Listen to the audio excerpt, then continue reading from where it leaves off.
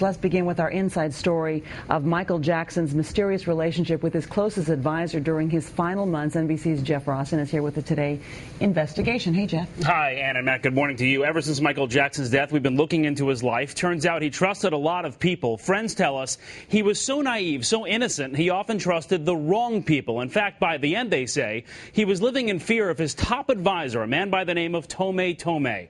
This morning, you'll hear Jackson himself talking about Tohme in a recording never heard before. He's frightened and looking for a way out.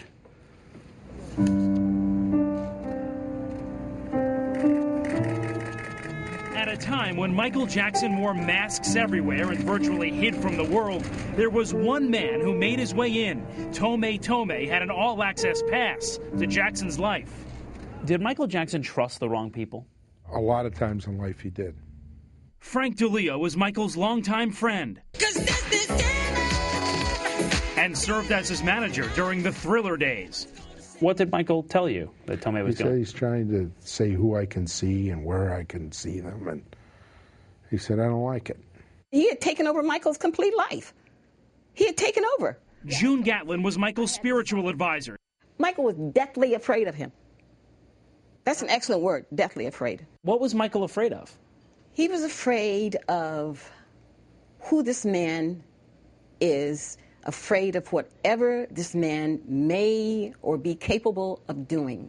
Court papers reveal Tohme's been accused of everything from fraud to making threats. And all of it, friends say, was getting too close for Michael Jackson. Last time we spoke, you told me to check on Dr. Tohme, and I did a complete checking.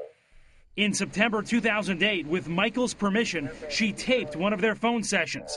In this exclusive recording never heard before, Michael launches into his fears about his top advisor, Tohme. This guy, he just has ways about him that looks like see what he's done. There's this divide between me and my representatives, and I don't talk to my lawyer, my accountants. I talk to him, and he talks to them. That's not good. I know it's not good. I don't like it. And I want to get somebody in there with him that I know and trust. I don't know what's in my accounts. I don't know. Oh, that's not good, Michael. I know that's not good. When Michael talked to you about Tohme, what did he say? June, I don't like him. I don't trust him. He's mean. He's trying to keep me and separate me from everything and everybody I love. We cannot allow somebody to just be in total control of your life. I totally agree with that. That's why I'm calling you. Michael's friends and business associates told us Tohme was abusing his power, both financially and emotionally, cutting Michael off from his oldest friends, even his own family. So how did a complete stranger get so close to the world's most famous performer? It was the summer of 2008. Friends say Michael Jackson was frail and depressed. It had been 7 years since his last original hit. Jackson had hundreds of millions of dollars of debt and was in danger of losing Neverland. Things were bad. That's when his brother Jermaine introduced Michael to Tohme, a wealthy businessman who promised to pull Michael out of his financial spiral. Tohme spoke with Matt just 2 weeks after Michael's death. In the early days when I met with Michael, I was taking care of everything. I was taking care of his personal affair, his business, his day-to-day life. When I came to Michael's life, I was the only one there.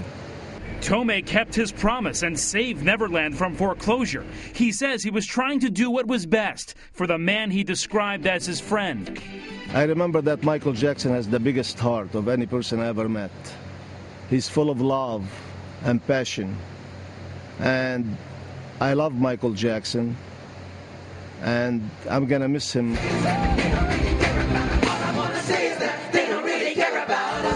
He also negotiated Jackson's comeback tour with AEG, but behind the scenes, Tohme was plagued with problems.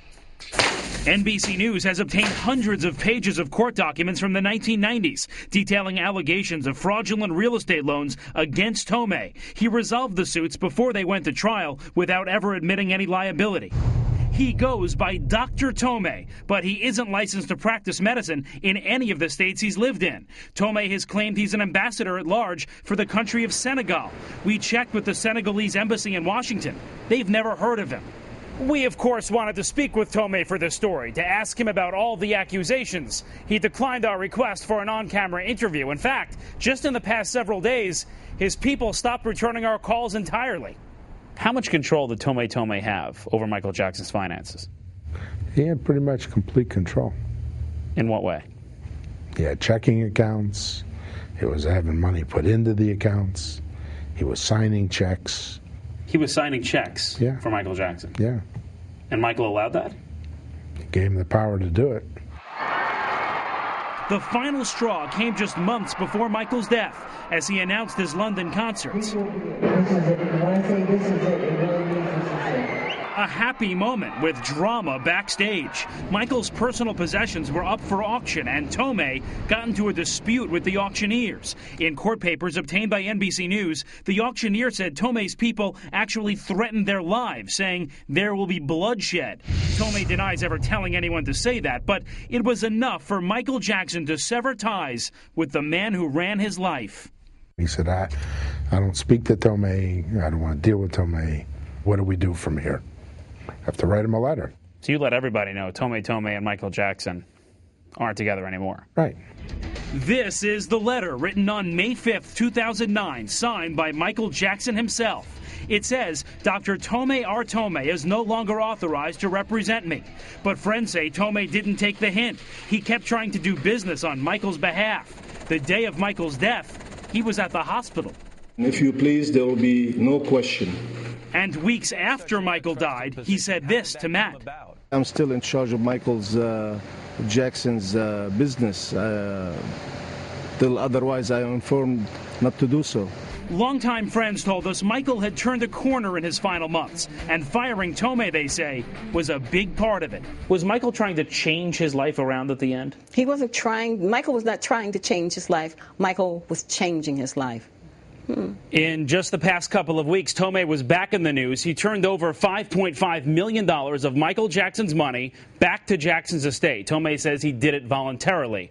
While he refused to speak on camera, Tohme told us off camera the truth about everything will come out. But Ann, he wouldn't elaborate on what the truth is or when it will come out. You also, by the way, Jeff, also have some information about the latest in the investigation about Michael Jackson's doctors. Right, as you know, investigators are looking into the doctors. Dr. Conrad Murray remains the focus of the manslaughter investigation, but NBC News has now learned that the DEA is considering federal sanctions, administrative action really, against Jackson's dermatologist, Dr. Arnie Klein.